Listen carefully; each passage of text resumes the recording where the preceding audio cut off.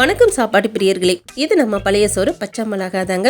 இன்றைக்கி நம்ம என்ன ரெசிபி பார்க்க போகிறோன்னா, இந்த வாரம் குக் வித் கோமாளியில் ஓல்டு கண்டஸ்டன்ட் பண்ண ரெசிபியை தான் டாஸ்க்காக கொடுத்துருந்தாங்க. குக் வித் கோமாளி சீசன் 2ல் வந்து பாபா பாஸ்கர் செஞ்ச வறுத்த மீன் குழம்பு ரெசிபியை மைம் கோபி செஞ்சு அழகாக ப்ரெசென்ட் பண்ணியிருந்தாங்க. இன்றைக்கி அந்த வறுத்த மீன் குழம்பு எப்படி செய்கிறதுன்னு சொல்லிட்டு நம்ம பார்க்கலாம். இந்த வறுத்த மீன் குழம்பு பண்ணுறதுக்கு நான் இன்றைக்கி வவ்வால் மீன் எடுத்திருக்கேன். நீங்கள் எந்த மீன் வேணும்னா எடுத்துக்கலாம். இப்போ இந்த மீனை நல்லா கழுவி சுத்தம் பண்ணி தான் எடுத்து வச்சுருக்கேன். இப்போ இந்த மீனில் இருக்க இந்த தலையை மட்டும் நம்ம தனியாக எடுத்து வச்சிடலாம். இப்போ இந்த மீனில் இருக்க தலை வந்து நம்மளுக்கு இப்போ தேவைப்படாது, கடைசியாக தான் தேவைப்படும். அதனால் இது ஒரு பவுலில் போட்டு தனியாக எடுத்து வச்சிடலாம். அடுத்து இந்த மீனுக்கு தேவையான மசாலா வந்து என்னென்னு சொல்லி பார்க்கலாம். இதில் 1.5 டேபிள் ஸ்பூன் போல் தனி மிளகாத்தூள் சேர்த்துக்கலாம். அடுத்து 1/2 டீஸ்பூன் மஞ்சள் தூள், 1/2 டீஸ்பூன் மிளகுத்தூள், அடுத்து இந்த மீனுக்கு தேவையான உப்பு வந்து சேர்த்துக்கலாம். கடைசியாக இதில் 1/2 எலுமிச்சம்பழத்தோட சாறு சேர்த்துட்டு இப்போ இந்த மசாலா வந்து மீனில் எல்லா இடத்துலையும் படுற மாதிரி இதை நல்லா மிக்ஸ் பண்ணி விட்டுக்கலாம். தண்ணி எதுவும் சேர்க்க தேவையில்லை. அந்த எலுமிச்சம்பழத்தில் இருக்க சாறு மீனில் இருக்க அந்த ஈரப்பதமே போதும். இப்போ பாருங்கள், இது எல்லாத்தையும் நல்லா கலந்தாச்சு. இது போல் மசாலா எல்லா இடத்துலையும் படுற மாதிரி நல்லா கலந்து விட்டுடலாம்.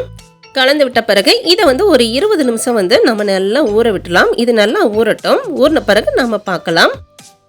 அடுத்ததாக ஒரு பேனில் கொஞ்சமாக எண்ணெய் சேர்த்துக்கலாம். இப்போ எண்ணெய் வந்து நல்லா சூடாயிருச்சு. அடுத்து நம்ம மீனை வந்து 20 நிமிஷம் வந்து மசாலாவில் நல்லா ஊற வச்சுருந்தோம். மீனும் நல்லா ஊறிடுச்சு. இப்போ இந்த மீனை வந்து இந்த எண்ணெயில் சேர்த்துட்டு இதை வந்து நல்லா ஃப்ரை பண்ணி எடுத்துக்கலாம். இப்போ மீன் வந்து ஒரு சைடு வந்து ஃப்ரை ஆயிடுச்சு. இதை திருப்பி போட்டுட்டு இன்னொரு சைடு நல்லா ஃப்ரை பண்ணி எடுத்துக்கலாம். இந்த மீன் வந்து முழுசாக வேகணும்னு சொல்ல அவசியம் இல்லை, 3/4 பதம் வந்து வெந்தால் போதும். இப்போ இந்த மீனை வந்து 2 சைடு நல்லா திருப்பி போட்டு நல்லா ஃப்ரை பண்ணி எடுத்தாச்சு. இது போல் மீனை வந்து 2 சைடு திருப்பி போட்டு நல்லா ஃப்ரை பண்ண பிறகு கடைசியாக கொஞ்சமாக ஃப்ரெஷ்ஷாக இருக்கிற கருவேப்பிலை வந்து இதில் சேர்த்துக்கலாம். கருவேப்பிலை சேர்க்கும் போது அதோட ஃப்ளேவர் வந்து நல்லா இருக்கும். இப்போ கருவேப்பிலை சேர்த்துட்டு இதையும் நல்லா ஃப்ரை பண்ணியாச்சு. அடுத்து நம்ம வறுத்து வச்சுருக்க இந்த மீனை வந்து தனியாக ஒரு பிளேட்டில் எடுத்து மாற்றி வச்சுக்கலாம்.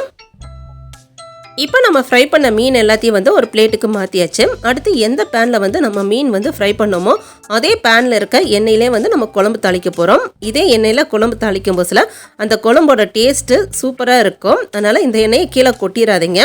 இப்போ இதில் வந்து நம்ம குழம்பு தாளிக்கிறதுக்கு கொஞ்சமாக கடுகு, உளுத்தம்பருப்பு, கொஞ்சம் வெந்தயம் சேர்த்துட்டு இப்போ இது எல்லாத்தையும் வந்து நல்லா பொரிய விட்டுடலாம். இப்போ இதெல்லாம் நல்லா பொரிஞ்ச பிறகு இதில் வந்து சின்ன வெங்காயத்தை சின்னதாக வந்து கட் பண்ணி வச்சுருக்கேன். கூடயே வந்து ஒரு 5 பல்லு பூண்டு அதையும் சின்னதாக கட் பண்ணிவிட்டு இப்போ வெங்காயம் பூண்டை வந்து நல்லா வதக்கி விட்டுக்கலாம். இப்போ வெங்காயம் பூண்டு நல்லா வதங்கிருச்சு. அடுத்ததான் ஒரு தக்காளியை வந்து சின்னதாக கட் பண்ணி வச்சுருக்கேன்.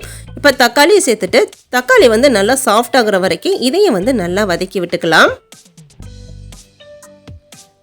இப்போ தக்காளி வந்து நல்லா சாஃப்டாக வதங்கிருச்சு. இந்த அளவுக்கு தக்காளி வதங்கின பிறகு இதில் 1 டேபிள் ஸ்பூன் போல் மல்லித்தூள், 1 டேபிள் ஸ்பூன் தனி மிளகாத்தூள், கூடையே வந்து 1.5 டேபிள் ஸ்பூன் போல் குழம்பு மிளகாத்தூள் வந்து சேர்த்துக்கலாம். குழம்பு மிளகாத்தூள் இல்லாட்டி இதுக்கு பதிலாக இன்னொரு டேபிள் ஸ்பூன் போல் தனி மிளகாத்தூள் சேர்த்துக்கோங்க. கூடையே 1/2 டீஸ்பூன் மஞ்சள் தூள், தேவையான அளவு உப்பு சேர்த்துட்டு இப்போ இந்த மசாலாவை 1 நிமிஷத்துக்கு நல்லா வதக்கி விட்டுக்கலாம். இப்போ மசாலா வந்து நல்லா வதக்கி விட்டாச்சு. அடுத்ததாக ஒரு சின்ன எலுமிச்சம்பழம் சைஸுக்கு வந்து புளியை வந்து தண்ணியில் கரைச்சி எடுத்து வச்சுருக்கேன். இப்போ இந்த புளி தண்ணியும் இதில் சேர்த்துக்கலாம். சேர்த்துட்டு இப்போ இது எல்லாத்தையும் வந்து நல்லா கலந்து விட்டுடலாம். இப்போ இது எல்லாத்தையும் நல்லா கலந்து விட்டாச்சு. அடுத்ததாக நம்ம இந்த குழம்புக்கு தேவையான தண்ணி வந்து இதில் சேர்த்துட்டு இதை எல்லாத்தையும் வந்து திரும்பவும் ஒரு வாட்டி நல்லா கலந்து விட்டுடலாம். இப்போ இது எல்லாத்தையும் நல்லா கலந்து விட்டாச்சு. அடுத்ததான் நம்ம சேர்த்துருக்க இந்த மசாலா இந்த புளியோட பச்சை வாசனையில் போகிற வரைக்கும் இதை வந்து ஒரு 10 நிமிஷத்துக்கு நம்ம கொதிக்க வச்சுக்கலாம். இப்போ இந்த குழம்பை வந்து 10 நிமிஷத்துக்கு நல்லா கொதிக்க வச்சாச்சு. இதில் இருக்க அந்த புளியோட பச்சை வாசனை மசாலாவோட பச்சை வாசனையில் போயாச்சு. அடுத்ததான் நம்ம இதில் தேங்காய் பால் வந்து சேர்த்துக்க போகிறோம். தேங்காய் பால் வந்து உங்களோட விருப்பம் தான். எனக்கு வந்து மீன் குழம்புக்கு தேங்காய் பால் சேர்த்தா பிடிக்கும். அதனால் கொஞ்சமாக தேங்காய் பால் சேர்த்துக்கிறேன். உங்களுக்கு தேவைன்னா நீங்கள் சேர்த்துக்குங்க. தேங்காய் பால் வந்து நல்லா கெட்டியான பாலாக ஒரு 1/2 கப் அளவுக்கு சேர்த்துருக்கேன். தேங்காய் பால் சேர்த்துட்டு திரும்பவும் ஒரு வாட்டி நல்லா கலந்து விட்டுட்டு இப்போ இதை வந்து திரும்பவும் ஒரு 5 நிமிஷத்துக்கு நம்ம நல்லா கொதிக்க வச்சு எடுத்துக்கலாம். இப்போ தேங்காய் பால் சேர்த்த பிறகு ஒரு 5 நிமிஷத்துக்கு குழம்பு நல்லா கொதிச்சிருச்சு. அடுத்ததான் நாம் ஏற்கனவே எடுத்து வச்சுருந்த அந்த மீனோட தலையை வந்து இப்போ சேர்த்துக்கலாம். என்னதான் நம்ம வறுத்த மீனை வந்து குழம்புல சேர்த்தாலும் அந்த பச்சை மீனை குழம்புல போட்டு கொதிக்க வச்சாதான் அந்த மீன் குழம்பு கூடிய சுவையும் மனமும் வந்து முழுமையாக கிடைக்கும். அதனால தான் நாம் தலையை மட்டும் ஃப்ரை பண்ணாமல் தனியாக எடுத்து வச்சு குழம்புல வந்து சேர்த்தது. இப்போ தலை சேர்த்த பிறகு இதை வந்து ஒரு 5 நிமிஷத்துக்கு இந்த குழம்புலேயே நம்ம நல்லா கொதிக்க விட்டுடலாம். இப்போ நாம் இந்த மீனோட தலையை சேர்த்துட்டு 5 நிமிஷம் வந்து நல்லா கொதிச்சிருச்சு. இப்போ இந்த மீனில் இருக்கிற எசன்ஸ்லாம் வந்து குழம்புல நல்லாவே இறங்கிருச்சு. இப்போ இந்த மீனோட தலையை மட்டும் நம்ம தனியாக எடுத்துடலாம். இப்போ இந்த மீனோட தலையை வந்து நம்ம நல்லா வேக வச்சு தான் எடுத்துருக்கோம். அதனால் இதை வேஸ்ட் பண்ணிடாதீங்க. அதை நம்ம தனியாக வச்சு சாப்பிட்டுக்கலாம். இப்போ இதெல்லாம் எடுத்த பிறகு நம்ம ஏற்கனவே பொரிச்சு வச்சுருக்க இந்த மீனை வந்து நம்ம குழம்புல சேர்த்துக்கலாம். சேர்த்துட்டு இப்போ இது எல்லாத்தையும் நல்லா கலந்து விட்டுட்டு ஒரு வாட்டி திருப்பி போட்டுடலாம். மீன் வந்து ஏற்கனவே வந்து நல்லா வெந்தது தான். அதனால் 1 நிமிஷத்துக்கு மட்டும் நம்ம குழம்புல வந்து கொதிக்க வச்சா போதும். இப்போ இது எல்லாத்தையும் நல்லா கலந்து விட்டுட்டு 1 நிமிஷத்துக்கு நம்ம குழம்பை வந்து நல்லா கொதிக்க வச்சு எடுத்துக்கலாம்.